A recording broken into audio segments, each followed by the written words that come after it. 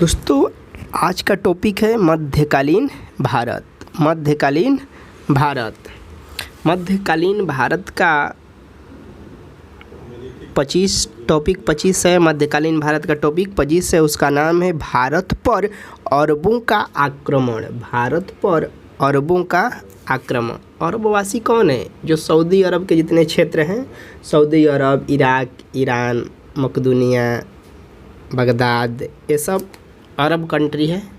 Full support कर सकते हैं, पूरा मुस्लिम कंट्री है। तो उन लोग भारत पे आक्रमण किए थे। क्यों किए थे, आगे देखा जाए। मोहम्मद बिन कासिम के नेतृत्व में अरबों ने भारत पर पहला सफल आक्रमण किया। क्वेश्चन एक पूछता है कि भारत पर प्रथम मुस्लिम आक्रमणकारी कौन था? तो यही था, मोहम्मद बिन कासिम था। चाहे ऐसे पूछ सकता है, भारत पर पहला आक्रमण करने वाला प्रथम मुस्लिम शासक कौन था? तो यही था, मोहम्मद बिन कासिम। भारत पर आक्रमण पहले मुस्लिम कौन किया था? मुस्लिम यही किया था, मोहम्मद बिन कासिम। अरबों ने सिंध पर 712 ईस्वी में विजय पाई। अरबवासी ने, अरब के लोगों ने, मुस्लिम लोगों ने 712 ईस्वी में सिंध पर विजय पाई। अरब आक्रमण के समय सिंध पर दाहिर का शासक था। जब अरबवासियों ने आक्रमण किया था, उस समय सिंध के राजा दाहिर थे। भारत पर अरबवासियों के आक्रमण का उद्देश्य धन दौलत लूटना और इस्लाम धर्म का प्रचार करना था। इन लोगों का मुख्य उद्देश्य था कि भारत के संपत्ति को लूटा जाए और यहाँ पर यानी भारत पर अपना धर्म का प्रचार किया जाएगा, प्रसार किया जाएगा। उन लोगों का मुख्य टारगेट, मुख्य उद्देश्य, मुख्य फोकस यही था। अगला टॉपिक है 26। अगला टॉपिक 26 है महमूद गजनी। महमूद गजनी के बारे में देखेंगे। महमूद गजनी 932 ईस्वी में अल्फ्तगीन नामक एक तुर्क सरदार गजनी साम्राज्य की स्थापना की और अपनी राजधानी गजनी को ही बना लिया। अल्फ्तगीन की मृत्यु के पश्चात कुछ समय तक गजनी में पिरितिगिन ने शासन किया।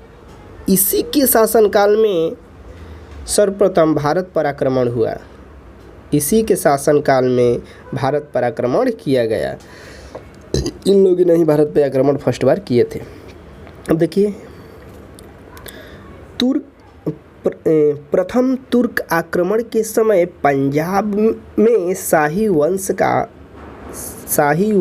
का शासक जयपाल शासन कर रहा था। जब प्रथम तुर्क आक्रमण हुआ तो उस समय पंजाब के राजा थे जिनका नाम था जयपाल उस समय पंजाब के राजा थे। तब तुर्क लोगों ने आक्रमण किया था। आगे देखिए अगला क्वेश्चन। अल्फ्तगीन का गुलाम तथा दामाद सुबुक्तगीन 977 ईस्वी में गजनी की गद्दी पर बैठा। 977 ईस्वी में गजनी पर बैठा। यही महमूद गजनी का पिताजी थे। महमूद गजनी सुबुक्तगीन का पुत्र था। यानी महमूद गजनी कौन था? ये सुबुक्तगीन का पुत्र था, यानी सुबुक्तगीन गजनी के पिताजी थे, जिसका जन्म 1 नवंबर 971 ईस्वी में हुआ था। गजनी का जन्म कब हुआ था? 1971 ईस्वी में हुआ था। इनके पिता के काल में महमूद गजनी खुरासान का शासक था। एक छोटा सा राज्य था, वहीं पे अपना राज्य कर रहा था, शासक कर रहा था। गजनी जगह का नाम था खुरासान। महमूद गजनी 27 वर्ष की अवस्था में 998 ईस्वी में गद्दी पर बैठा।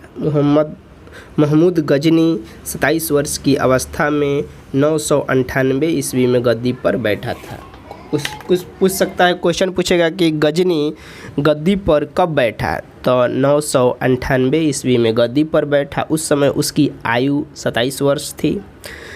बगदाद का खलीफा अल आदिर बिल्लाह ने महमूद गजनी के पद को मान्यता प्रदान करते हुए उसे 2 उपाधि दिए थे। पहला उपाधि का नाम था यमीन उद्दौला, दूसरा उपाधि उसको मिला था अमीन उल बिल्लाह की उपाधि से नवाजा गया।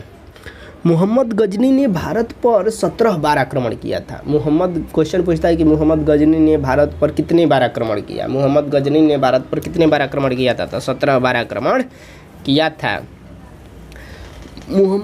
महमूद के भारतीय आक्रमण का वास्तविक उद्देश्य क्या था? यहाँ के धन दौलत को लूटना उसका टारगेट क्या था, उसका उद्देश्य क्या था कि भारत की संपत्ति को लूटना है और अपने देश गजनी लेके जाना है। महमूद गजनी एक मूर्ति भंजक आक्रमणकारी था, यानी इसका ज़्यादा टारगेट करता था बड़ा बड़ा मंदिर में लूटपाट, वहाँ की मूर्ति को भी नहीं छोड़ता था, इसका यही टारगेट था।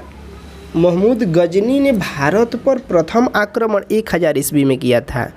महमूद गजनी का प्रथम आक्रमण 1000 ईस्वी में हुआ था, भारत पर किया तथा पेशावर के कुछ भागों पर अधिकार करके वह अपने देश लौट गया और थोड़ा क्षेत्र जीता पेशावर, अपने बाद में अपने देश लौट गया था। मोहम्मद गजनी ने 1001 ईस्वी में शाही राजा जयपाल के विरुद्ध आक्रमण किया। इसमें जयपाल की पराजय हुई। 1001 ईस्वी में महमूद गजनी ने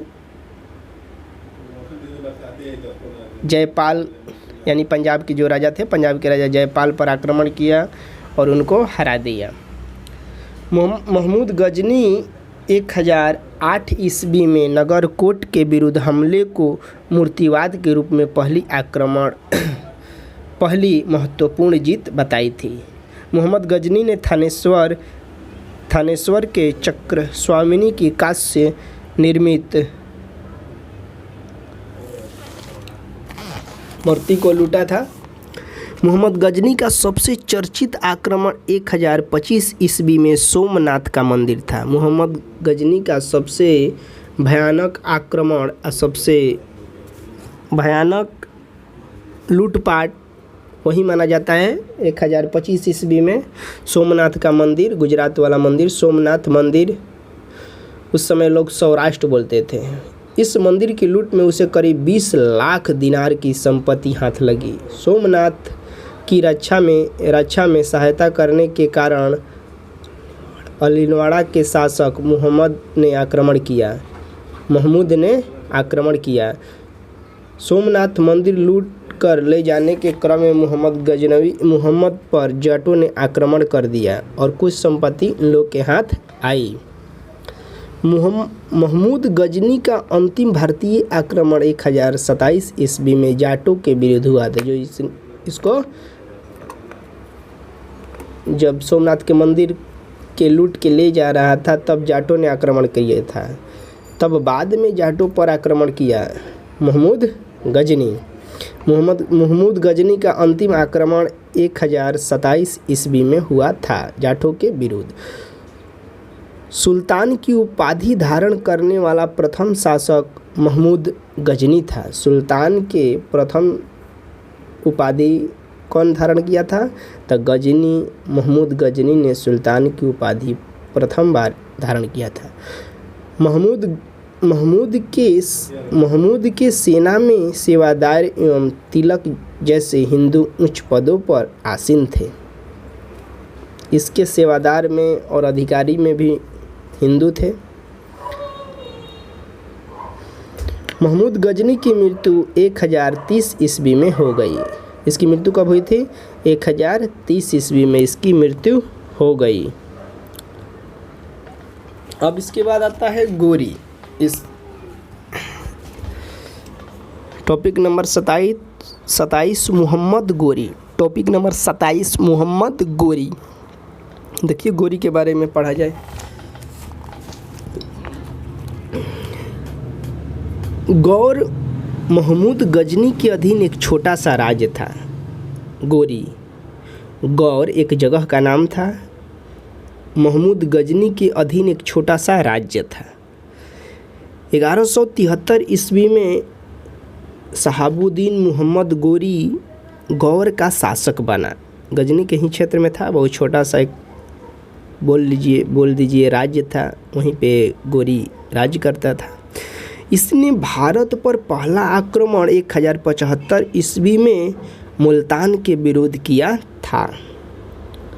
मोहम्मद गोरी का प्रथम आक्रमण 1075 ईस्वी में हुआ था। किसके विरुद्ध? तो मुल्तान के विरुद्ध हुआ था।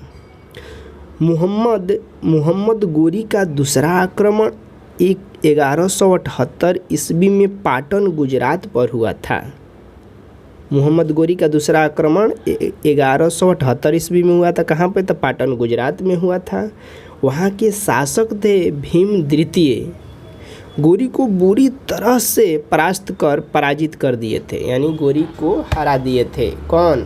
तो गुजरात के शासक थे, उनका नाम था भीम द्वितीय। मोहम्मद गोरी द्वारा लड़ा गया प्रमुख युद्ध। मोहम्मद गोरी द्वारा लड़ा गया प्रमुख युद्ध, 3 गो युद्ध लड़ा है। इस युद्ध के बारे में हम लोग देखें। तराइन का प्रथम युद्ध 1191 ईस्वी में किसके बीच हुआ था? तो गोरी एवं पृथ्वीराज चौहान के बीच हुआ था। परिणाम क्या हुआ? तो पृथ्वीराज चौहान इसमें जीते थे। तराई का प्रथम युद्ध 1191 ईस्वी में हुआ था, जिसमें पृथ्वीराज चौहान जीते थे। अब दूसरा देखिए, 1 साल के बाद फिर आक्रमण करता है मोहम्मद गोरी, पूरा एकदम सैन्य बल और ताकत के साथ। देखिए क्या होता है अब रिजल्ट। तो तराइन का द्वितीय युद्ध, इसमें गोरी पृथ्वीराज चौहान को हरा दिया था, जिसमें गोरी विजयी हुआ। चंदावर का युद्ध 1194 ईस्वी में गोरी एवं जयचंद के बीच में हुआ था। इसमें गोरी जीत गया था, इसमें भी गोरी जीत गया था। मोहम्मद गोरी भारत के विजित प्रदेशों पर शासन का भार अपने गुलाम सेनापति को सौंपते हुए गजनी लौट गया। मोहम्मद गोरी भारत के जितने क्षेत्र जीता था, अपने गुलाम सेनापति को सौंप के अपने देश प्रदेश गजनी लौट गया। मोहम्मद गोरी की हत्या 15 मार्च 1206 ईस्वी को कर दी गई। यानी मोहम्मद गोरी की मृत्यु कब हुई थी? तो 1206 ईस्वी में मोहम्मद गोरी की मृत्यु हुई थी। उसके बाद आता है अगला टॉपिक 28 है। टॉपिक 28 लुसेंट के टॉपिक नंबर 28। उस काल का नाम है सल्तनत काल। सल्तनत काल आता है। सल्तनत काल में है गुलाम वंश। गुलाम वंश देखिए क्या है गुलाम वंश। गुलाम वंश की स्थापना 1206 ईस्वी में कुतुबुद्दीन ऐबक ने किया था। यह गोरी का गुलाम था, इसी को माने सौंप के गोरी चला गया था अपने देश प्रदेश गजनी। गुलाम वंश के संस्थापक कुतुबुद्दीन ऐबक था। इसकी स्थापना 1206 ईस्वी में हुई थी। यह गोरी का गुलाम था। गुलामों को फारसी में बदंगा कहा जाता है। गुलामों को फारसी में क्या कहा जाता है? बदंगा। तथा इन्हें सैनिक सेवा के लिए खरीदा जाता है। इन्हें सैनिक सेवा के लिए खरीदा जाता है। अब देखिए, कुतुबुद्दीन ऐबक ने अपना राज्याभिषेक 24 जून 1206 ईस्वी को किया था। कुतुबुद्दीन ऐबक का राज्याभिषेक कब हुआ था? तो 1206 ईस्वी में इसका राज्याभिषेक हुआ था। कुतुबुद्दीन ऐबक ने अपनी राजधानी कहाँ बनाया था? तो लाहौर में बनाया था। लाहौर अभी पाकिस्तान में है। लाहौर में बनाया था। कुतुब मीनार की नींव कुतुबुद्दीन ऐबक ने डाली थी। कुतुब मीनार जो दिल्ली में कुतुब मीनार है, इसकी नींव किसने डाली थी? तो कुतुबुद्दीन ऐबक ने डाली थी। नींव का मतलब स्टार्टिंग कौन किया? बनाने का काम शुरू कौन किया? प्रारंभ कौन किया? तो कुतुबुद्दीन ऐबक ने प्रारंभ किया, लेकिन इसको पूरा इल्तुतमिश ने किया था। इसका दामाद बोल सकते हैं। इल्तुतमिश द्वारा दिए गए महत्वपूर्ण कार्य। इल्तुतमिश द्वारा किए गए महत्वपूर्ण कार्य देखिए, कुतुब मीनार के निर्माण को पूर्ण कराया, इल्तुतमिश ने करवाया था। इल्तुतमिश ने कुतुब मीनार के निर्माण को पूरा किया, जो बीच में छोड़ दिया था कुतुबुद्दीन ऐबक, तो इसने पूरा किया। सबसे पहले शुद्ध अरबी सिक्के जारी किए इल्तुतमिश, चांदी का टाका एवं तांबा का जितल। एकता प्रणाली चलाया, बहुत बढ़िया। 40 गुलाम सरदारों का संगठन बनाया। सर्वप्रथम दिल्ली के अमीरों का दमन किया। दिल्ली का कुव्वत उल इस्लाम मस्जिद, अजमेर का 2.5 दिन का झोपड़ा नामक मस्जिद का निर्माण ऐबक ने करवाया था। कुतुबुद्दीन ऐबक ने क्या किया था? दिल्ली का कुव्वत उल इस्लाम मस्जिद को कुतुबुद्दीन ऐबक ने बनाया था। 2.5 दिन का झोपड़ा नामक मस्जिद का निर्माण कुतुबुद्दीन ऐबक ने किया था। कुतुबुद्दीन ऐबक को लाख बख्श यानी लाखों का दान देने वाला भी कहा जाता है, यानी दानी भी था। प्राचीन नालंदा विश्वविद्यालय को ध्वस्त करने वाला ऐबक का सहायक सेनापति बख्तियार खिलजी था। क्वेश्चन में आता है, बहुत बढ़िया क्वेश्चन है, पूछता है कि नालंदा विश्वविद्यालय को ध्वस्त, बर्बाद, नष्ट किसने किया था? तो बख्तियार खिलजी। ये कौन था? तो कुतुबुद्दीन ऐबक का सेनापति था। इसने नालंदा विश्वविद्यालय को जला दिया था। लोग बोलते हैं कि जब जलाया तो 6 महीना तक उसमें आग जलता रह गया। इतना कॉपी किताब, इतना बड़ा भंडार था, जला दिया। बहुत गलती काम किया।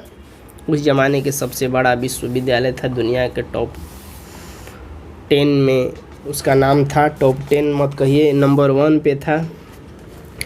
ऐबक की मृत्यु 1210 ईस्वी में चौगान खेलते समय गिरकर हो गई। इसे लाहौर में दफनाया गया। ऐबक की मृत्यु 1206 ईस्वी में हो गई। चौगान मतलब पोलो खेल रहा था, उसी समय घोड़े पर गिर गया, घोड़े से जब गिरा तो उसकी मृत्यु हो गई और इसको लाहौर में दफना दिया गया। ऐबक का उत्तराधिकारी आराम शाह हुआ। ऐबक का उत्तराधिकारी कौन हुआ? आराम शाह हुआ, जिसे सिर्फ 8 महीने तक शासन किया। इसने 8 महीने तक ही शासन किया। क्यों किया? बढ़िया नहीं था, काम अच्छा से नहीं कर रहा होगा, तभी ना। आराम शाह की हत्या करके इल्तुतमिश 1211 ईस्वी में दिल्ली की गद्दी पर बैठा। इसकी हत्या कर देता है, आराम शाह की हत्या कर देता है इल्तुतमिश, और 1211 ईस्वी में गद्दी पर बैठ जाता है। अब देखिए, इल्तुतमिश तुर्किस्तान का इल्बरी तुर्क था, जो ऐबक का गुलाम एवं दामाद था। इल्तुतमिश कौन था? ऐबक का गुलाम एवं दामाद था। ऐबक की मृत्यु के समय वह बदायूं का गवर्नर था। ऐबक की जब मृत्यु हुआ उस समय बदायूं का गवर्नर था। इल्तुतमिश, गवर्नर का मतलब उस समय गवर्नर बोला जाता है, आज के डेट में राज्यपाल बोला जाता है, गवर्नर को ही राज्यपाल बोला जाता है। इल्तुतमिश लाहौर से राजधानी को स्थानांतरित करके दिल्ली लाया। इल्तुतमिश अपनी राजधानी लाहौर से दिल्ली लाया। इसने हौज ए सुल्तानी का निर्माण दिल्ली कुहना के निकट करवाया था। इल्तुतमिश पहला शासक था जिसने 1229 ईस्वी में बगदाद के खलीफा से सुल्तान पद की वैधानिक स्वीकृति प्राप्त की। इल्तुतमिश की मृत्यु अप्रैल 1236 ईस्वी में हो गई। चंगेज खां से बचने के लिए ख्वारिज़म के सम्राट जलालुद्दीन को इल्तुतमिश ने अपने यहाँ शरण नहीं दी थी। इल्तुतमिश के बाद उसका पुत्र रुकनुद्दीन फिरोज गद्दी पर बैठा। वह एक अयोग्य शासक था, यानी योग्य नहीं था। अयोग्य का मतलब है वह गद्दी पर बैठने योग्य शासक नहीं था। तब क्या हुआ? इसके अल्पकालीन समय पर उसकी माँ शाह तुर्कान छाई रही। उसके साथ गद्दी पर बैठती थी, वहीं संभालती थी, बस उसका नाम था, बाकी काम यहीं करती थी। शाह तुर्कान के अवांछित प्रभाव से परेशान होकर तुर्की अमीरों ने रुक्नुद्दीन को हटाकर रजिया को सिंहासन पर आसीन कर दिया। उससे अयोग्य शासक था, उससे राज्य नहीं चल रहा था, तो उसकी बड़ी एक बहन थी जिसका नाम था रजिया सुल्तान। तब वहाँ के जनता, वहाँ के प्रजा, वहाँ के मंत्रियों ने रजिया को गद्दी पर बैठा दिया। इस प्रकार रजिया बेगम प्रथम मुस्लिम महिला शासिका बनी जिसने शासन का बागडोर संभाली। पूछता है प्रथम मुस्लिम शासिका रजिया सुल्तान। प्रथम मुस्लिम शासिका कौन थी? रजिया सुल्तान। रजिया ने पर्दा प्रथा का त्याग कर पुरुषों की तरह चोंगा को काबा बोला जाता है, काबा एवं कुलाह टोपी पहनकर राज दरबार में खुले मुंह से जाने लगी। रजिया सुल्तान पर्दा प्रथा को त्याग दिया और पुरुषों की तरह बैठने उठने का रीति रिवाज अपनाया। रजिया ने मलिक जमालुद्दीन याकूत को अमीर ए अखुर घोड़े का सरदार नियुक्त किया। गैर तुर्कों को सामंत बनाने के लिए रजिया के प्रयासों से तुर्की अमीर विरुद्ध हो गए। तुर्की के जो अमीर थे इसके विरुद्ध हो गए और उसे बंदी बनाकर दिल्ली की गद्दी पर मुइजुद्दीन बहराम शाह को बैठा दिया। उसको रजिया को लोग बंदी बना देते हैं और मुइजुद्दीन को गद्दी पर बैठा देते हैं। रजिया की शादी अल्तुनिया के साथ हुई थी, यानी रजिया के पति का नाम था अल्तुनिया। इसी के साथ अल्तुनिया के साथ रजिया की शादी हुई थी। इससे शादी करने के बाद रजिया ने पुनः गद्दी प्राप्त करने का प्रयास किया, लेकिन वह असफल रही। फिर गद्दी पर बैठना चाहती थी लेकिन असफल हो गई। रजिया की हत्या 13 अक्टूबर 1240 ईस्वी को डाकुओं के द्वारा कैथल के पास कर दी गई। यानी रजिया सुल्तान की मृत्यु 1240 ईस्वी में डाकुओं द्वारा कैथल में कर दी गई थी। बहराम शाह को बंदी बनाकर उसकी हत्या 1242 ईस्वी में कर दी गई। बहराम शाह को बंदी बना दिया गया और 1242 ईस्वी में इसकी हत्या इसकी भी लोग हत्या कर देते हैं। बहराम शाह के बाद दिल्ली का सुल्तान अलाउद्दीन मसूद शाह 1242 ईस्वी में बना। बलबन ने षड्यंत्र के द्वारा 1246 ईस्वी में अलाउद्दीन मसूद शाह को सुल्तान के पद से हटाकर नसरुद्दीन मोहम्मद को सुल्तान बना दिया। नसरुद्दीन मोहम्मद ऐसा सुल्तान था जो ने षड्यंत्र के द्वारा 1246 ईस्वी में अलाउद्दीन मसूद शाह को सुल्तान के पद से हटाकर नसरुद्दीन मोहम्मद को सुल्तान बना दिया। चलाता था। नसीरुद्दीन बलबन ने अपनी पुत्री का विवाह नसरुद्दीन मोहम्मद ऐसा सुल्तान था जो टोपी सीकर अपना जीवन निर्वाह किया था। यह एक ऐसा शासक था कि जो अपना पॉकेट खर्चा, चाहे जो अपना पूरा होता है खर्चा, टोपी सीकर, उस ज़माने में लोग टोपी सीकर, यानी टोपी सीना एक धंधा होगा, टोपी सीकर अपना जीवन निर्वाह करता था। बलबन ने अपनी पुत्री का विवाह नसीरुद्दीन मोहम्मद के साथ कर दिया। बलबन का वास्तविक नाम बहाउद्दीन था। बलबन का वास्तविक नाम क्या था? बहाउद्दीन था। वह इल्तुतमिश का गुलाम था। यह किसका गुलाम था? तो इल्तुतमिश का गुलाम था बलबन।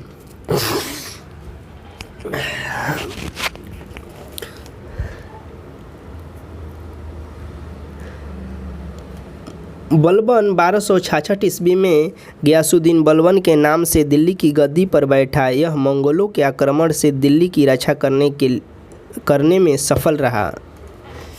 चाइना के क्षेत्र में पड़ता है। मंगोल के थोड़ा बारे में जान लें। मंगोलों का क्षेत्र क्या था? मंगोल लोग चंगेज खां यहीं के था। मंगोल लोग कहाँ रहते थे? मंगोल चीन के उत्तर में गोबी के रेगिस्तान के निवासी थे। एशिया का सबसे बड़ा रेगिस्तान गोबी है। हम लोग एशिया महाद्वीप में रहते हैं, तो एशिया का सबसे बड़ा मरुस्थल गोबी ये मंगोल में ही पड़ता है। वह माने कैसे लोग रहते थे, वह एक घूमते फिरते माने लोग जाति था, घुमंतु भेटिया टाइप पर लोग रहते थे, यही था।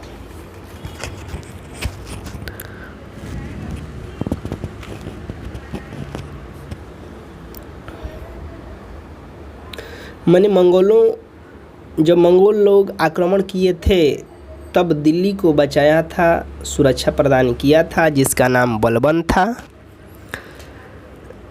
बलबन ने फारसी रीति रिवाज पर आधारित नवरोज उत्सव को आरंभ किया। एक नवरोज पर्व होगा, एक नवरोज क्या है, फेस्टिवल है, पर्व है, उसको प्रोत्साहित किया, उत्साह दिया, उसको प्रारंभ किया। अपने विरोधियों के प्रति बलबन ने कठोर लौह एवं रक्त की नीति का पालन किया था। नसीरुद्दीन मोहम्मद ने बलबन को उलुग खां की उपाधि प्रदान की थी। नसीरुद्दीन कौन था, तो बलबन का क्या था, दामाद था, बलबन के दामाद था। बलबन ने निपटने का बलबन की जो लड़की थी, इसी से इसका विवाह हुआ था, जिसका नाम था नसीरुद्दीन मोहम्मद। यह टोपी सीकर अपना जीवन निर्वाह करता था। बलबन के दरबार में फारसी के प्रसिद्ध कवि अमीर खुसरो एवं अमीर हसन रहते थे। क्वेश्चन पूछ सकता है किसके दरबार में अमीर खुसरो एवं अमीर हसन रहते थे, तो गुलाम वंश में एक शासक था जिसका नाम था बलबन। बलबन के दरबार में अमीर खुसरो रहते थे। गुलाम वंश का अंतिम शासक कौन था, गुलाम वंश का अंतिम शासक कौन था, सैमुद्दीन कैमुर्स था। सैमुद्दीन कैमुर्स था गुलाम वंश का अंतिम शासक। अब इसके बाद आता है खिलजी वंश। इसके बाद आता है एक वंश का उदय होता है जिसका नाम है खिलजी वंश। यह 1290 से 1320 ईस्वी तक इस वंश का दबदबा रहता है, बोलचाल रहता है। गुलाम वंश के शासक को समाप्त कर 13 जून 1290 ईस्वी को जलालुद्दीन फिरोज खिलजी ने खिलजी वंश की स्थापना की। खिलजी वंश की स्थापना किसने किया था, तो जलालुद्दीन फिरोज खिलजी ने खिलजी वंश की स्थापना की। इसने किलो खरी को अपनी राजधानी बनाया। खिलजी वंश की राजधानी कहाँ थी, तो किलो खरी। जलालुद्दीन की हत्या 1296 ईस्वी में उसके भतीजा एवं दामाद जलालुद्दीन खिलजी ने की थी। अलाउद्दीन खिलजी ने की थी। इसका दामाद भी था, इसका भतीजा भी था। इसकी हत्या अलाउद्दीन खिलजी ने कर दिया। इसका मूवी आया था अलाउद्दीन खिलजी और राजा रतन सिंह और पद्मावती, तीनों मुख्य किरदार के रूप में थे, जिसका रोल किया था अलाउद्दीन खिलजी का रोल किसने किया था, रणवीर सिंह, ठीक है, रणवीर सिंह। राजा रतन सिंह का रोल किया था शाहिद कपूर। पद्मावती का रोल किया था किसने, दीपिका। ठीक, चलिए अगला आगे देखा जाए।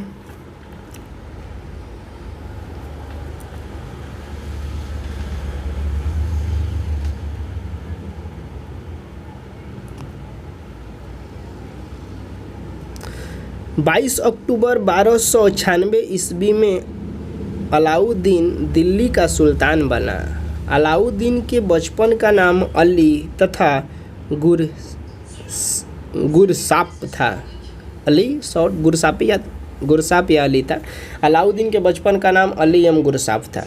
अलाउद्दीन खिलजी ने सेना को नगद वेतन देने की अस्थायी सेना की नींव डाली थी। अस्थायी सेना किसके पास था, कहीं खिलजी के पास था।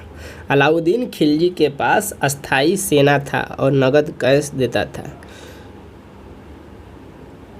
बोला जाता है कि शासकों में अलाउद्दीन खिलजी के पास सबसे विशाल अस्थाई सेना था। सबसे विशाल अस्थाई सेना किसके पास था? तो अलाउद्दीन खिलजी के पास सबसे विशाल अस्थाई सेना था।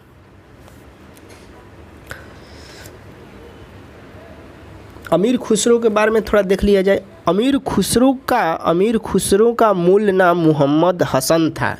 अमीर खुसरो का मूल नाम क्या था? मोहम्मद हसन था। उसका जन्म पटियाली पश्चिमी उत्तर प्रदेश में बदायूं के पास में 1253 ईस्वी में हुआ था। खुसरो प्रसिद्ध सूफी संत शेख निजामुद्दीन औलिया के शिष्य थे। वह बलबन से लेकर मोहम्मद तुगलक तक दिल्ली सुल्तानों के दरबार में रहे। इन्हें तूतीय हिंद भारत का तोता के नाम से भी जाना जाता है। सितार एवं तबले के आविष्कार का श्रेय अमीर खुसरो को ही जाता है। सितार एवं तबले का आविष्कार किसने किया था? तो अमीर खुसरो ने किया था। इसे भारत का तोता भी कहा जाता है। अब देखिए, घोड़ा दागने एवं सैनिकों का हुलिया लिखने की प्रथा की शुरुआत अलाउद्दीन खिलजी ने की थी। अलाउद्दीन ने भूराजस्व की दर को बढ़ाकर उपज का 1/2 भाग कर दिया था। इसने खम्स लूट का धन में सुल्तान का हिस्सा 1/4 के स्थान पर 3/4 भाग कर दिया। इसने व्यापारियों में बेईमानी रोकने के लिए कम तौलने वाले व्यक्ति के शरीर से मांस काट लेने का आदेश दिया था। इसने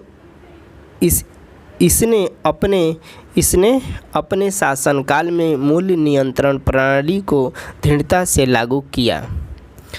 इसके शासनकाल में बेईमानी का नाम ही नहीं था। कहिए क्यों? जितना कम तौलिएगा उतना आपके शरीर का मांस लोग काट लेते थे। तो कौन भाई कम तौलेगा? 250 ग्राम अगर किसी को कम आप दिए तो 250 ग्राम शरीर के मांस काट लेगा। सपना में भी नहीं कम तौलिएगा, थोड़ा बेसी दे दीजिएगा, कम नहीं दीजिएगा। बाहरी शासन व्यवस्था। दक्षिण भारत की विजय के लिए अलाउद्दीन ने मलिक काफूर को भेजा था। दक्षिण भारत की विजय के लिए अलाउद्दीन ने किसको भेजा था? मलिक काफूर को भेजा था। जमयत खाना मस्जिद, अलाई दरवाज़ा, सिकरी का किला तथा 1000 खंबा का महल का निर्माण अलाउद्दीन खिलजी ने कराया था। अलाउद्दीन खिलजी ने करवाया था। इतना काम किया। अलाई दरवाज़ा को इस्लामी वास्तुकला का रत्न कहा जाता है। अलाई दरवाज़ा को क्या कहा जाता है? इस्लामी वास्तुकला का रत्न कहा जाता है। दैवी अधिकार के सिद्धांत को अलाउद्दीन ने चलाया था। बाजार नियंत्रण करने के लिए अलाउद्दीन खिलजी द्वारा बनाए जाने वाले नियम थे।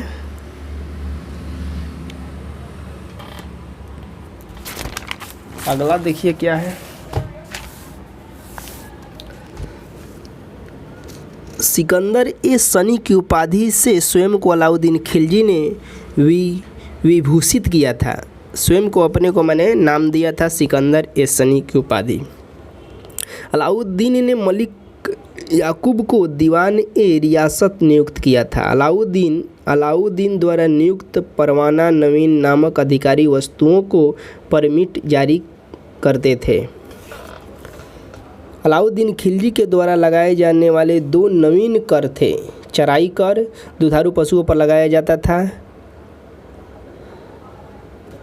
अलाउद्दीन खिलजी के शासनकाल में 1297 से 1306 ईस्वी तक मंगोलों के 6 बार आक्रमण हुए। प्रथम आक्रमण 1297 ईस्वी में कादर खां के नेतृत्व में, दूसरा आक्रमण 1298 ईस्वी में सल्दी के नेतृत्व में, तीसरा आक्रमण 1299 ईस्वी में कुतलुग ख्वाजा के नेतृत्व में, चौथा आक्रमण 1303 ईस्वी में तारगी के नेतृत्व में, पाँचवा 1305 ईस्वी में अली बेग के नेतृत्व में और छठवां 1306 ईस्वी में कबल एवं इकबालदाब के नेतृत्व में। अलाउद्दीन खिलजी की मृत्यु 5 जनवरी 1316 ईस्वी को हो गई थी।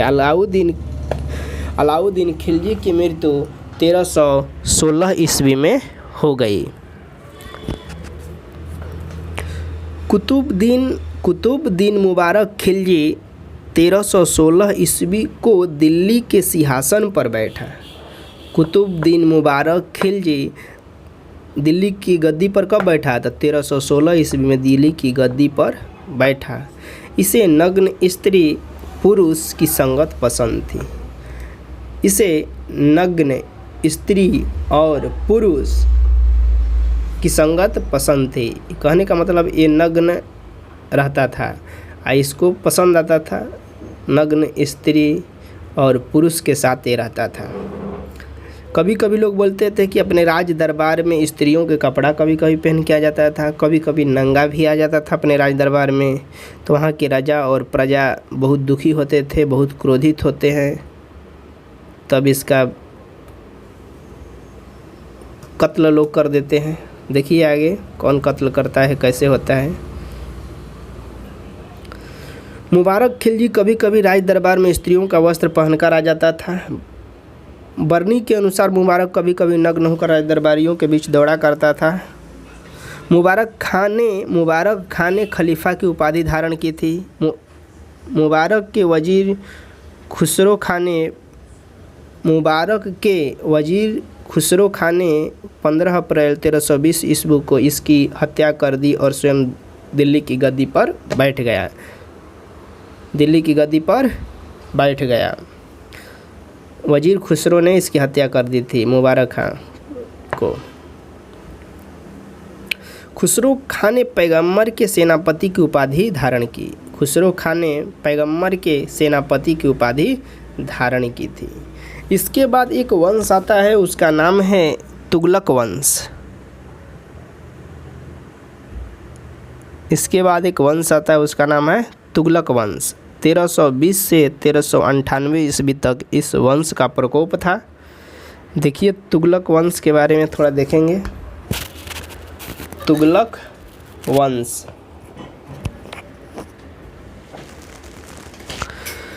5 सितंबर 1320 ईस्वी को खुसरो खां को पराजित करके गाजी मलिक या तुगलक गाजी गयासुद्दीन तुगलक के नाम से 8 सितंबर 1320 ईस्वी को दिल्ली के सिंहासन पर बैठा। गयासुद्दीन ने अलाउद्दीन के समय में लिए गए अमीरों की भूमि को पुनः लौटा दिया। वाह, तब तो बढ़िया शासक था। जितना अमीरों की भूमि वो लूटा था, इसने गयासुद्दीन ने लौटा दिया। तब तो बढ़िया आदमी था। इसने सिंचाई के लिए कुएं एवं नहरों का निर्माण करवाया। बहुत बढ़िया, बाहरी शासक। संभवतः नहरों का निर्माण करने वाला गयासुद्दीन प्रथम शासक हुआ। यानी नहरों का निर्माण करने वाला, नदियों का निर्माण करने वाला। नदी तो अपना माने होता है सिंचाई, कुआं, रहट, ये सब माने जिसके माध्यम से लोग खेती बाड़ी करते हैं। ये सब काम गयासुद्दीन तुगलक ने किया था। बहुत बढ़िया काम कर रहा है। गयासुद्दीन तुगलक की मृत्यु 1325 ईस्वी में बंगाल के अभियान से लौटते समय जूना खां द्वारा निर्मित लकड़ी के महल में दबकर हो गई। एक वहाँ पे गया था नले कूप न बनवाने, अपने काम करने गया। तो उस समय लकड़ी का महल था, उसी में बेचारा सोया था तो लकड़ी के महल गिर गया। जूना खां द्वारा निर्मित तो वही महल था, उसी में बैठा, उसी में सोया रह गया हमेशा के लिए। गयासुद्दीन के बाद जूना खां मोहम्मद बिन तुगलक के नाम से दिल्ली के सिंहासन पर बैठा और जूने खां गद्दी पर बैठ रहा है। वाह, कोई षड्यंत्र है।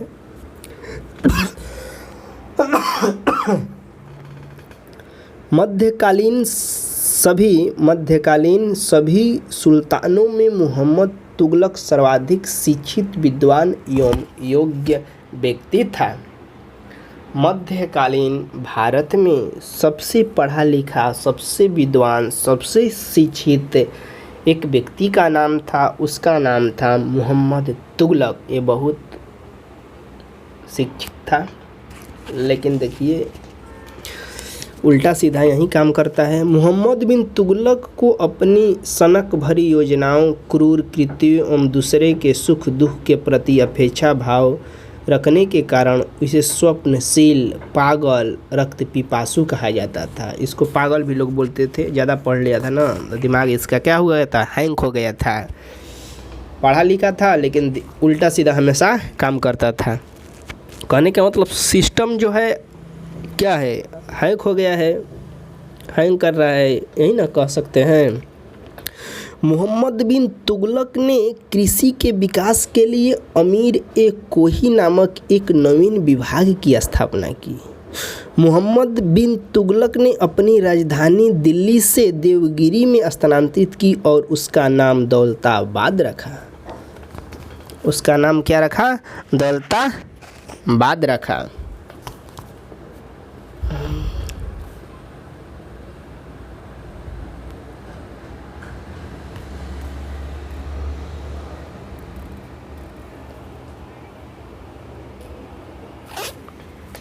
फिरोज तुगलक ब्राह्मणों पर जजिया लागू करने वाला पहला मुसलमान शासक हुआ था।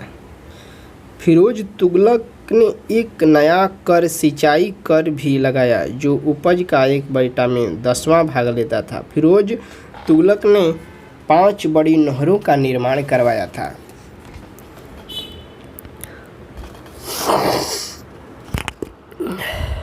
फिरोज तुगलक ने 300 नए नगरों की स्थापना की। इसने हिसार, फिरोजाबाद, फतेहपुर, जौनपुर, फिरोजपुर प्रमुख हैं। इसके शासनकाल में खिजराबाद, टोपरा गांव एवं मेरठ से अशोक के 2 स्तंभ को लाकर दिल्ली में स्थापित किया गया। सुल्तान फिरोज तुगलक ने अनाथ मुस्लिम महिलाओं, विधवाओं एवं लड़कियों की सहायता के लिए एक नए विभाग दीवान ए खैरात की स्थापना की। सल्तनत कालीन सुल्तानों के शासनकाल में सबसे अधिक दासों की संख्या करीब 1,80,000 फिरोज तुगलक के समय थी। दासों की देखभाल के लिए फिरोज ने एक नए विभाग दीवान ए बंदगान की स्थापना की। इसने सैन्य पदों को वंशानुगत बना दिया। इसने अपनी आत्मकथा फतुहात ए फिरोज शाही की रचना की। इसने जियाउद्दीन बर्नी एवं शम्स ए सिराज अफीफ को अपना संरक्षण प्रदान की। इसने ज्वालामुखी मंदिर के पुस्तकालय से लुटे हुए 1300 ग्रंथों में से कुछ को फारसी में विद्वान अपाउद्दीन द्वारा दलायते का उसका माने हिंदी में अनुवाद करवाया। फिरोज तुगलक की मृत्यु 1388 ईस्वी को हो गई। फिरोज तुगलक की मृत्यु कब हुई? तो 1388 ईस्वी में इसकी मृत्यु हो गई। फिरोज काल में निर्मित खान ए जहां तेलंगानी के मकबरा की तुलना जेरूसलम में निर्मित उमर के मस्जिद से की जाती है।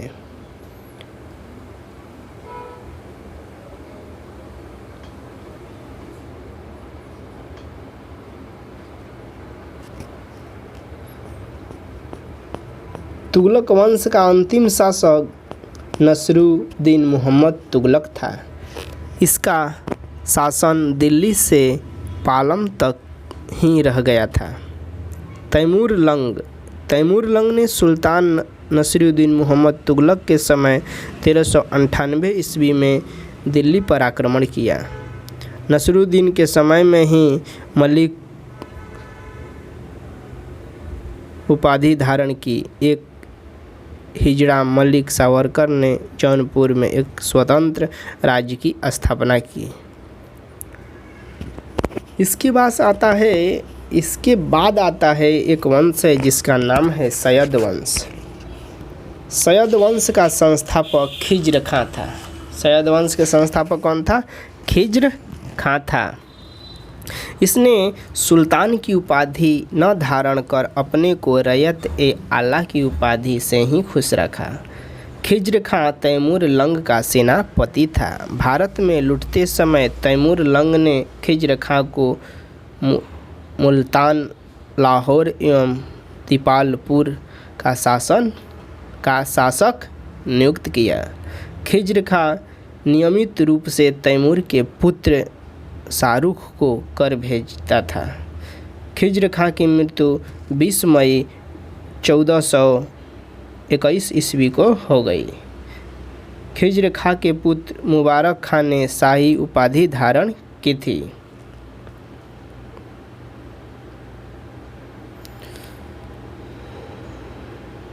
यमुना के किनारे मुबारकाबाद की स्थापना मुबारक शाह ने की थी।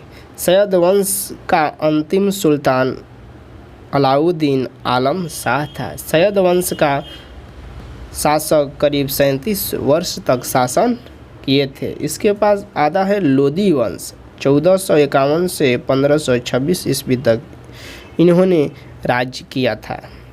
लोदी वंश का संस्थापक बहलोल लोदी था। लोदी वंश का संस्थापक कौन था? बहलोल लोदी था। वह 19 अप्रैल 1491 को बहलोल शाह गाजी की उपाधि से दिल्ली के सिंहासन पर बैठा। बहलोल लोदी ने बहलोल सिक्के का प्रचलन करवाया। वह अपने सरदारों को मकसद ए अली कहकर पुकारता था। वह अपने सरदारों के खड़े रहने पर स्वयं भी खड़ा रहता था। बहलोल लोदी का पुत्र निजाम खां 17 जुलाई 1489 ईस्वी में सुल्तान सिकंदर शाह की उपाधि से दिल्ली की गद्दी पर बैठा। 1204 ईस्वी में सिकंदर लोदी ने आगरा शहर का स्थापना की। 1204 ईस्वी में सिकंदर लोदी ने आगरा शहर की स्थापना की। यानी आगरा शहर की स्थापना किसने की? तो सिकंदर लोदी ने आगरा शहर की स्थापना की। भूमि के लिए मापन के प्रमाणिक पैमाना गाजे सिकंदरी का प्रचलन सिकंदर लोदी ने किया था। गुरुमुखी शीर्षक से फारसी कविताएं लिखने वाला सुल्तान सिकंदर लोदी था।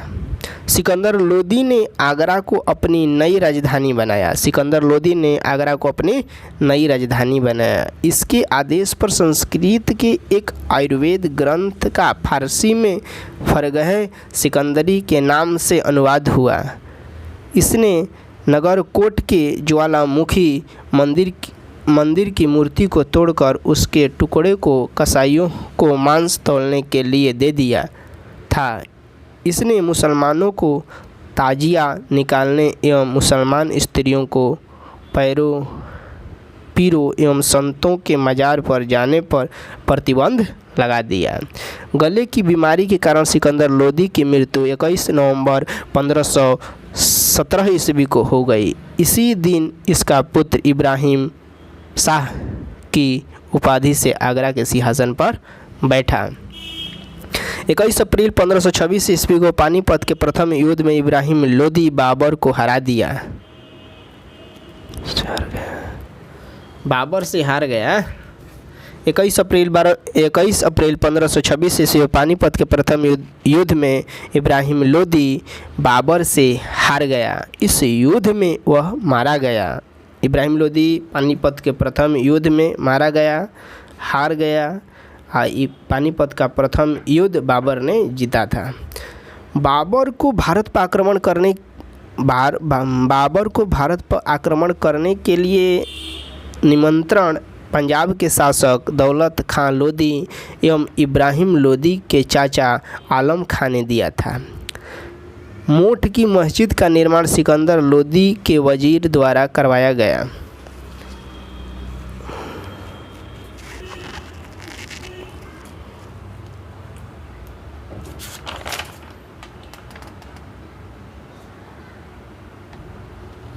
अब उसके पास एक टॉपिक आता है नाम है विजयनगर साम्राज्य। विजयनगर साम्राज्य की स्थापना 1336 ईस्वी में हरिहर एवं बुक्का नामक दो भाइयों ने की थी। विजयनगर साम्राज्य की स्थापना 1326 ईस्वी में हुआ था। दो भाई किए थे जिसका नाम था, एक हरिहर एवं बुक्का नामक दो भाइयों ने किए थे, जो 5 भाइयों के परिवार के अंग थे। विजयनगर का शाब्दिक अर्थ होता है जीत का शहर। जीत का शहर, विजयनगर का शाब्दिक अर्थ क्या होता है? जीत का शहर। हरिहर एवं बुक्का ने विजयनगर की स्थापना विद्यारण्य संत से आशीर्वाद प्राप्त करके लोग किए थे। हरिहर एवं बुक्का ने अपने पिता संगम के नाम पर संगम राजवंश की स्थापना की। विजयनगर साम्राज्य की राजधानी हम्पी थी। विजयनगर साम्राज्य की राजधानी हम्पी थी। विजयनगर साम्राज्य के खंडहर तुंगभद्रा नदी पर स्थित है। खंडहर तुंगभद्रा नदी पर स्थित है विजयनगर। इसकी राज्य भाषा तेलुगु थी। इसकी राज्य भाषा तेलुगु थी।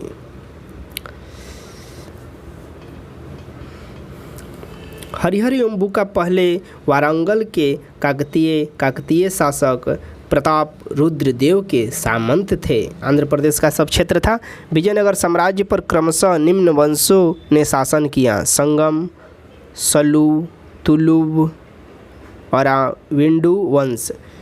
बुक्का प्रथम ने देवमार्ग प्रतिष्ठापक की उपाधि धारण की। हरिहर द्वितीय ने संगम शासकों में सबसे पहले महाराजा धीराज की उपाधि धारण की।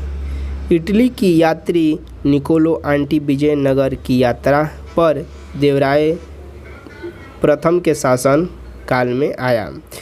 देवराय प्रथम ने तुंगभद्रा नदी पर एक बांध बनवाया ताकि जल की कमी दूर करने के लिए नगर में नहरें ला सकें। सिंचाई के लिए उसने हरिद्र नदी पर भी बांध बनवाया। संगम वंश का सबसे प्रतापी राजा देवराय द्वितीय था। इसे कमाडी देवराय भी कहा जाता है। फारसी राजदूत अबुल विजयनगर का सामंत में था।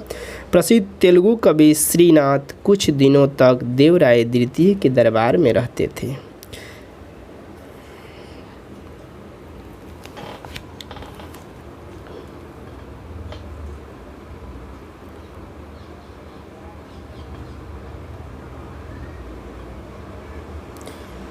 तुलुव वंश की स्थापना वीर नरसिंह ने की थी। तुलुव वंश का महान शासक कृष्णदेव राय था। वह 8 अगस्त 1509 ईस्वी को शासक बना। सालू विवाद कृष्णदेव राय का योग्य मंत्री एवं सेनापति था। बाबर ने अपनी आत्मकथा बाबरनामा में कृष्णदेव राय को भारत का सर्वाधिक शक्तिशाली शासक बताया है। कृष्णदेव राय के शासनकाल में पुर्तगाली यात्री डोमिगोस पायास विजयनगर आया था। कृष्णदेव राय के दरबार में तेलुगु साहित्य के 800 श्रेष्ठ कवि रहते थे। अष्टदिग्गज कहे जाते थे, जिसके शासनकाल को तेलुगु साहित्य का क्लासिक युग कहा जाता है। कृष्णदेव राय के शासनकाल को क्या कहा जाता है? क्लासिक युग कहा जाता था। इनके दरबार में अष्टदिग्गज महारथी रहते थे। तेलानी राम इसी के दरबार में रहते थे। तेनाली रामकृष्ण ने की थी। कौची क्या किए थे? पांडुरंग महात्म्य की रचना। नागलपुर नामक नए नगर हजारा एवं विट्ठल स्वामी मंदिर का निर्माण कृष्णदेव राय ने करवाया था। कृष्णदेव राय की मृत्यु 1529 ईस्वी में हो गई थी। कृष्णदेव राय की मृत्यु 1529 ईस्वी में इसी के दरबार में तेनाली राम रहते थे। कृष्णदेव राय ने आंध्र भोज, अभियान भोज, आंध्र पितामह आदि उपाधि धारण की। तुलु वंश का अंतिम शासक सदाशिव था।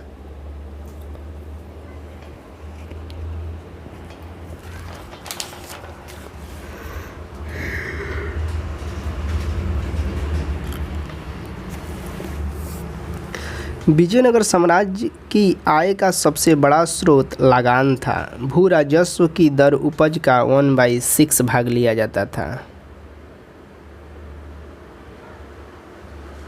विजयनगर में दास प्रथा प्रचलित थी। मंदिरों में रहने वाली स्त्रियों को देवदासी कहा जाता था। इसको आजीविका के लिए भूमि या नियमित वेतन दिया जाता था। अब इसके पास एक वंश का उदय होता है जिसका नाम है बहमनी राज। मोहम्मद बिन तुगलक के शासनकाल में 1347 ईस्वी में हसन गंगू ने बहमनी राज्य की स्थापना की। वह अलाउद्दीन हसन बहमन शाह के नाम से भी जाना जाता था के नाम से सिंहासन पर बैठा। इसने अपनी राजधानी गुलबर्गा को बनाया। इसकी राज्य भाषा मराठी थी। इसने अपने साम्राज्य को 4 प्रांतों में गुलबर्गा, दौलताबाद, बरार एवं बीदर में बांटा। इसकी मृत्यु 11 फरवरी 1358 ईस्वी को हो गई।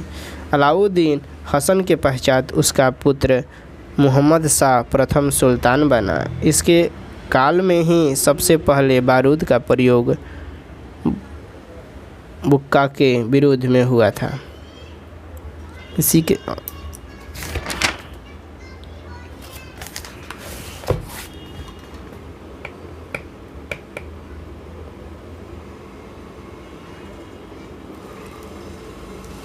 स्वतंत्र प्रांतीय राज।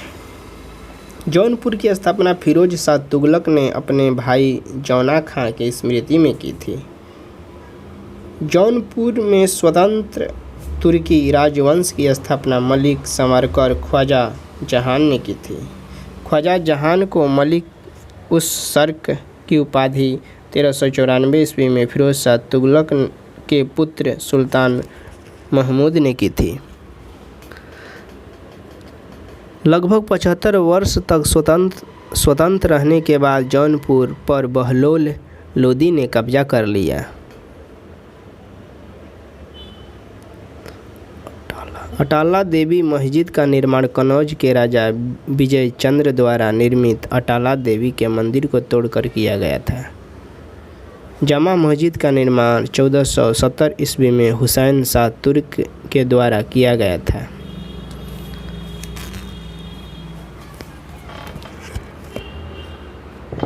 जौनपुर के इतिहास था।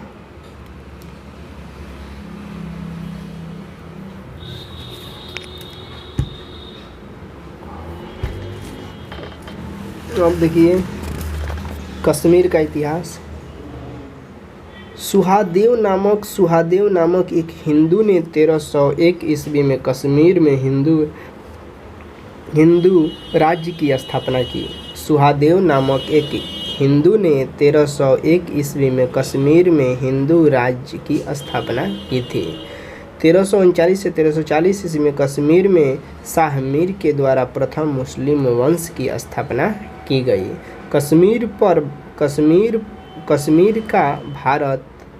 कश्मीर का प्रथम मुस्लिम शासक शाह मीर था, जो समुद्दीन शाह मीर के नाम से गद्दी पर बैठा। इसने अपनी राजधानी इंद्रकोट में स्थापित की। अलाउद्दीन ने राजधानी इंद्रकोट से हटाकर अलाउद्दीनपुर श्रीनगर की स्थापना की। अलाउद्दीनपुर यानी श्रीनगर की स्थापना की। हिंदू मंदिरों एवं मूर्तियों को तोड़ने के कारण सुल्तान सिकंदर को बुत सिकन कहा जाता है। 1420 ईस्वी में जैन उल आबदीन सिंहासन पर बैठा। इसकी धार्मिक सहिष्णुता के कारण इसे कश्मीर का अकबर कहा जाता है। जैन उल आबदीन फारसी, संस्कृत, कश्मीरी, तिब्बती आदि भाषाओं का ज्ञाता था। इसने महाभारत एवं राजतरंगिणी को फारसी में अनुवाद करवाया। 1588 ईस्वी में अकबर ने कश्मीर को मुगल साम्राज्य में मिला लिया। बंगाल आता है। बंगाल के बारे में देखेंगे। मोहम्मद बिन बख्तियार खिलजी ने बंगाल को दिल्ली सल्तनत में मिला लिया। गयासुद्दीन तुगलक ने बंगाल को 3 भागों में विभाजित किया था: लखनौती उत्तरी बंगाल, सोनारगांव पूर्वी बंगाल, सतगांव दक्षिणी बंगाल। 1345 ईस्वी में हाजी इलाही यास बंगाल के विभाजन को समाप्त कर शमसुद्दीन इलियास शाह के नाम से बंगाल का शासक बना। पांडुआ में अदीना मस्जिद का निर्माण 1364 ईस्वी में सुल्तान सिकंदर शाह ने करवाया था। बंगाल का शासक गयासुद्दीन आजम शाह अपनी न्यायप्रियता के लिए प्रसिद्ध था। अलाउद्दीन हुसैन शाह ने राजधानी को पांडुआ से गौड़ स्थानांतरित किया। महाप्रभु चैतन्य अलाउद्दीन के समकालीन थे। महाप्रभु चैतन्य स्वामी अलाउद्दीन के समकालीन थे। अलाउद्दीन ने सत्यपीर नामक आंदोलन की शुरुआत की। मालाधर वसु ने अलाउद्दीन के शासनकाल में ही श्री कृष्ण विजय की रचना कर अपने बेटे को सत्यराज खान की उपाधि दी थी। बाबर के आक्रमण के समय बंगाल का शासक नुसरत शाह था। बाबर के आक्रमण के समय बंगाल का शासक नुसरत शाह था। मालवा। अब आता है मालवा का इतिहास। दिलावर खान ने 1401 ईस्वी में मालवा को स्वतंत्र घोषित किया। दिलावर का पुत्र अलप खां हुसंग शाह की उपाधि धारण की। 1405 ईस्वी में मालवा का शासन बना। इसने अपनी राजधानी को धारा से मांडू स्थानांतरित किया। मालवा में खिलजी वंश की स्थापना मोहम्मद शाह ने की थी। गुजरात के शासक बहादुर शाह ने मोहम्मद शाह द्वितीय को युद्ध में पराजित कर उसकी हत्या कर दी और मालवा को गुजरात में मिला लिया। मांडू के किले का निर्माण हुसंग शाह ने करवाया था। इस किले में सर्वाधिक महत्वपूर्ण दिल्ली दरवाज़ा। बाज बहादुर एवं रूपमती का महल का निर्माण सुल्तान नसरुद्दीन शाह द्वारा करवाया गया था। हिंडोला भवन या दरबार हाल का निर्माण हुसंग शाह के द्वारा करवाया गया था। जहाज महल का निर्माण गयासुद्दीन खिलजी ने मांडू में करवाया था। कुशक महल को मोहम्मद खिलजी ने फतेहपुर नामक स्थान पर करवाया था। अब आता है गुजरात का इतिहास। गुजरात के शासक राजा कर्ण को पराजित कर अलाउद्दीन ने 1297 ईस्वी में इसे दिल्ली सल्तनत में मिला लिया। 1391 ईस्वी में मोहम्मद तुगलक द्वारा नियुक्त गुजरात का सूबेदार जफर खां के सुल्तान मुजफ्फर शाह की उपाधि ग्रहण की। 1407 ईस्वी में गुजरात का स्वतंत्र सुल्तान बना। गुजरात के प्रमुख शासक थे मोहम्मद शाह बेगड़ा। गुजरात का सबसे प्रसिद्ध शासक महमूद बेगड़ा था। महमूद बेगड़ा ने गिरनार के निकट मुस्तफाबाद नामक नगर की स्थापना की। 1572 ईस्वी में अकबर ने गुजरात को मुगल साम्राज्य में मिला लिया। अलाउद्दीन खिलजी ने 1303 ईस्वी में मेवाड़ को गहिलौत राजवंश के शासक रतन सिंह को पराजित कर मेवाड़ को दिल्ली सल्तनत में मिला लिया। गुहिलौत वंश की एक शाखा सिसोदिया वंश के हम्पी देव ने मोहम्मद तुगलक को हराकर पूरे मेवाड़ को स्वतंत्र करवाया। राणा कुंभा ने 1448 ईस्वी में चित्तौड़ में एक विजय स्तंभ की स्थापना की। खानवा का युद्ध 1527 ईस्वी में राणा सांगा एवं बाबर के बीच में हुआ, जिसमें बाबर विजयी हुआ था। 1576 ईस्वी में 1576 ईस्वी में हल्दी घाट का युद्ध हुआ, इसमें महाराणा प्रताप एवं अकबर के बीच में हुआ, जिसमें अकबर विजयी हुआ। मेवाड़ की राजधानी चित्तौड़गढ़ थी। जहांगीर ने मेवाड़ को मुगल साम्राज्य में मिला लिया। आगे अगला है खानदेश। तुगलक वंश के पतन के समय फिरोज शाह तुगलक के सूबेदार मलिक अहमद राजा फारूकी को नर्मदा एवं ताप्ती नदियों के बीच 1382 ईस्वी में खानदेश की स्थापना की। खानदेश की राजधानी बुरहानपुर थी। इसका सैनिक मुख्यालय असीरगढ़ था। 1601 ईस्वी में अकबर ने खानदेश को मुगल साम्राज्य में मिला लिया। अगला टॉपिक है सूफी आंदोलन। अगला वीडियो में पढ़ेंगे सूफी आंदोलन।